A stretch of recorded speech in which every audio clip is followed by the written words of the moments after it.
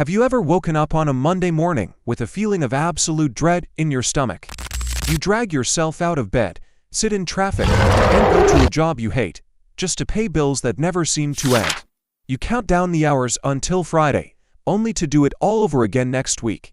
You might think this is just how life is, but what if I told you that this feeling was carefully engineered into you starting at age 5? What if I told you that your school was not designed to educate you, but to break you? Welcome to the hidden curriculum of the modern education system. To understand why schools are the way they are, we have to go back to 19th century Prussia, which is modern-day Germany. Before this time, education was mostly informal, localized, and focused on critical thinking or trades.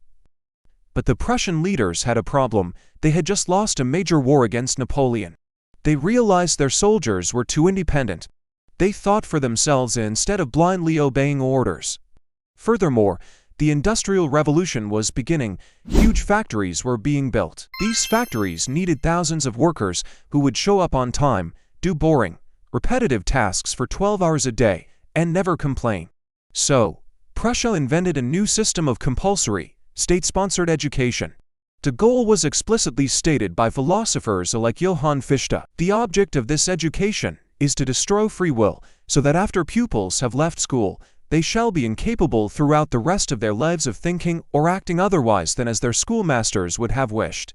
This Prussian model was so effective at creating obedient citizens that it was adopted by the rest of the world, including the United States, often funded by industrialists like John D. Rockefeller. Rockefeller himself famously admitted, "I don't want a nation of thinkers, I want a nation of workers." Now, look at your own school experience through the lens of a factory owner. Why did you have to sit in perfectly straight rows? Because that is how assembly lines are organized. It maximizes space and supervision. Why did you have to raise your hand to speak or even to use the bathroom? To teach you that you have no bodily autonomy. You must always ask permission from an authority figure to exist. What was the purpose of the school bell that rang every 45 minutes? It was training for the factory whistle. It taught you to interrupt your focus instantly and move to the next station when the boss commanded it. And what about grades?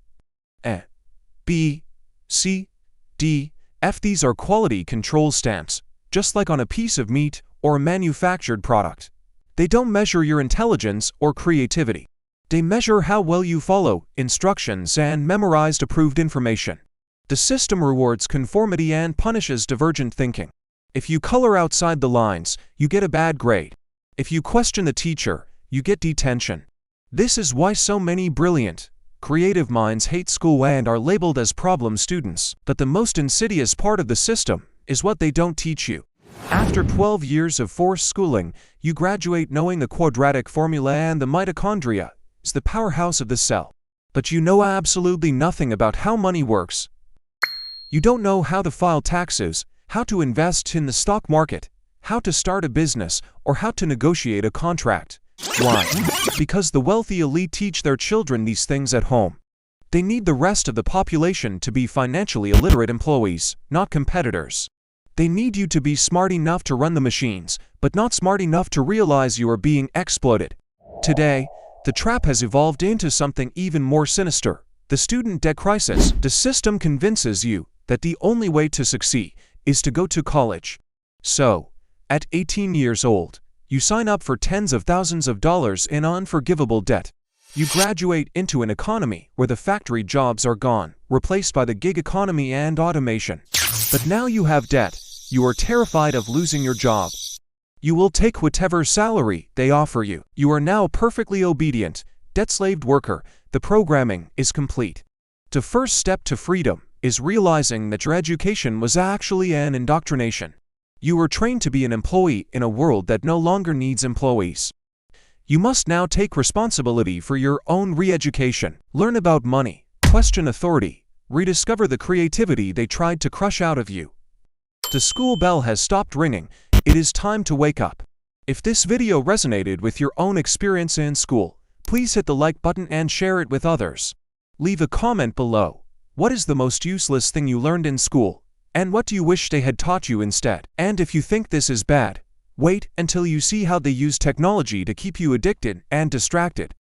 Stay tuned for our next video on the dopamine cartel.